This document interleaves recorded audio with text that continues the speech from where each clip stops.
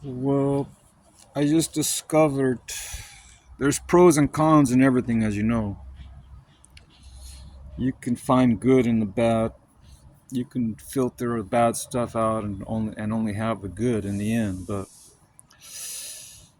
the thing about being able, yeah, you somebody might say, oh, spreading our resources thin by going to these other lands other than our own. But I see a positive strategy.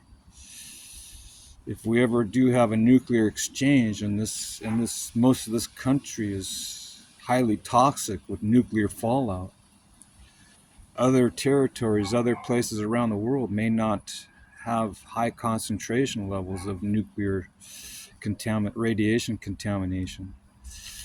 I was thinking about, well, what about South Africa, or what about Antarctica, or some of these other places that are completely seems out of range and out of harm's way from being bombarded by nuclear warheads. I was thinking, where could I go to hide if this is a major target zone? This whole area that I'm in, and will the mountains protect me? If I'm down in a valley tucked in, will I be protected from the blast? If one lands in Los Angeles or one lands over somewhere else, and I'm surrounded by military bases, and those are targets, obviously, or would be targets, presumably. But uh, where can I go to be safe?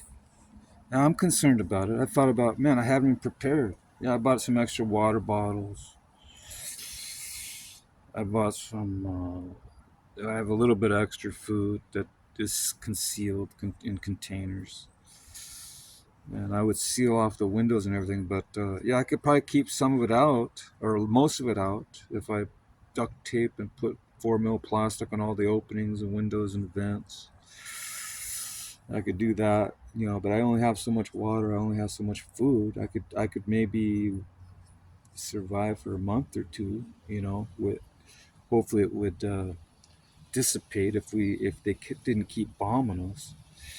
It would apparently it only has a shelf life for so long. It starts to, what do you call it? The radiation starts to dissipate, or what do you call it? It starts to do its entropy. It starts to lose its radioactive potency after so many weeks.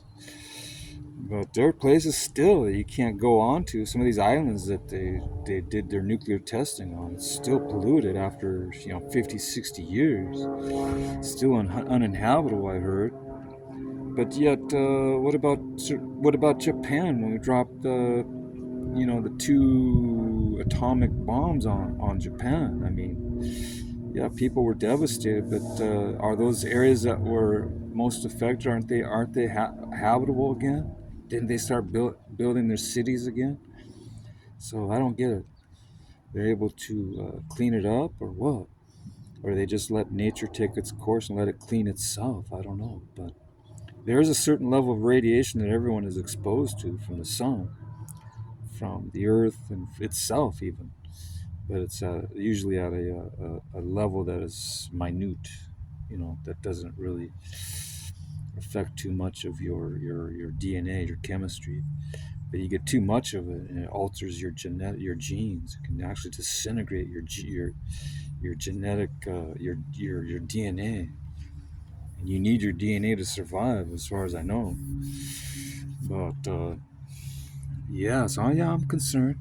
I mean, where am I going to go to find safety? I mean, we're going to be able to intercept some of these, over the Pacific or something before they get to us. But that stuff's going to explode in the atmosphere, and it's going to float over. It's going to eventually float, even though it may not be highly concentrated. And who knows if we'll be affected by the blast that's caused when it explodes in the atmosphere, because it's still going to create some kind of what do you call it? Those, with the waves from the explosion. So I've seen documentaries where it just melts and just rips all these heavy duty structures from their foundations. Not just from their foundations, but it just seems like it melts it. That's how powerful these things are. Man, I just hope I'm not in the way of the blast. Kind of tucked in a little bowl here. I do have some structures to slow it down. I got these little mountains over here, these little hills, kind of tucked in. But I don't know if that's enough. It could just roll over the top and settle back down and keep going like a big wave, ocean wave. But yeah, I'm concerned about being annihilated. If I'm not annihilated by the blast, burned up or knocked down or whatever, or melted or completely disintegrated, then I have to breathe this stuff after about, they say after about so many minutes or hours, the stuff resettles back down to the ground once the plume goes up. And it comes back down and settles everywhere. And then you got to breathe that stuff. But then people are going to be wearing their masks, going to be trying to block themselves in, contain themselves from it. But for how long can they keep that up? The only people that will probably be most saved are the people who have underground bunkers, underground shelters, which are government officials. But the rest of us peons, the ordinary citizens, are we protected? We don't have places to hide like you guys do. These underground bunkers that you guys can live in for years on end, years and years. Maybe I'll go to Nevada and try to see if I can find the entryway into their secret underground laboratories where they have aliens. Who knows?